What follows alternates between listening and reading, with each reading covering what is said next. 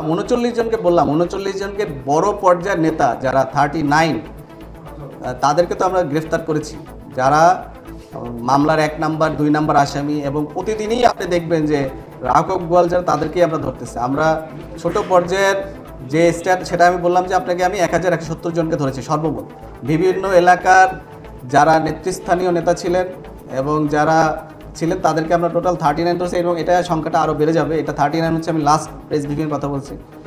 এখন এই কয়েকদিনে আরও যোগ হয়েছে। আমরা কিন্তু ধরছি, আমরা কাউকেই ছাড় দিব না, আমরা কাউকে ছাড় দিব না এবং দিব না, এবং যখনই আমরা সুযোগ পাবো তখনই আমরা সবাইকে আইনের আওতায় নিয়ে আসবো। আগস্ট পরবর্তী সময়ে আমরা আরও এটা বাড়বে। আমার লাস্ট আমি যে প্রেস ব্রিফিংটা করেছিলাম সেখানে আমি বলেছিলাম যে আমরা 1170 জনকে গ্রেফতার করেছি। এর ভিতরে উচ্চ পর্যায়ে যারা ছিলেন তাদের থেকে প্রায় 39 জনকে আমরা গ্রেফতার করেছিলাম। এরপরে যাদেরকে বিভিন্ন সামাজিক যোগাযোগ মাধ্যমে আমরা দেখতে পেয়েছিলাম 11 জন ছিল, এটা এখন 15 জনের মতো হবে। যাদেরকে অস্ত্র হাতে বিভিন্ন সোশ্যাল প্ল্যাটফর্মে আমরা দেখেছি যে তারা ছাত্র জনতার উপরে গুলিবর্ষণ করেছিল, এরকম এটা অলরেডি 15 ক্রস করবে আমি আশা করছি। আমি এর আগেরটা তো বলেছি যে আমাদের, আপনি জানেন যে 5ই আগস্ট পূর্ববর্তী যে সময় ছিল সেখানে আমাদের র্যাবের কোনো সদস্য পালিয়ে যায়নি এবং র্যাবের কোনো সদস্য কর্মবিরতিতে যায়নি।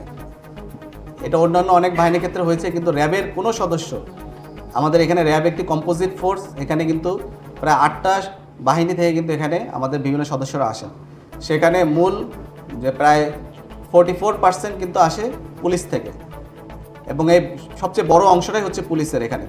সো কিন্তু এখানে আমাদের কিন্তু যেটা অলমোস্ট 50%-এর কাছাকাছি, অর্ধেক। সো সেখানে কিন্তু, এবং আমরা কিন্তু র্যাব খুবই একটা ছোটো একটা বাহিনী, 10,000-এর কাছে প্লাস মাইনাস একটা ফোর্স আমরা। সো এই 10,000 ফোর্সের ভিতরে 44% পুলিশ, কিন্তু আমাদের কোনো সদস্য কিন্তু পালিয়ে যায় নাই। এবং যেটা আমি লাস্ট যেদিন প্রেস ব্রিফিং করেছিলাম সেদিন 11 জন ছিল। এছাড়াও আমরা কিন্তু অস্ত্র উদ্ধার এবং যেগুলো গোলাবারুদ, এগুলোতে কিন্তু উদ্ধারে আমরা প্রায় 219টা অস্ত্র উদ্ধার করেছি। এগুলো হচ্ছে আমি এটা আপডেটেড আমার কাছে নাই, আপনাকে আমি সময় দিলে আমি আপডেটটা বলতে, যেটা লাস্ট মিডিয়া ফিগেছিল সেটা আমি বলছি, আমি প্রায় 10,642 রাউন্ড অ্যামুনিশন কিন্তু তখন আমরা উদ্ধার করতে সক্ষম হয়েছিলাম।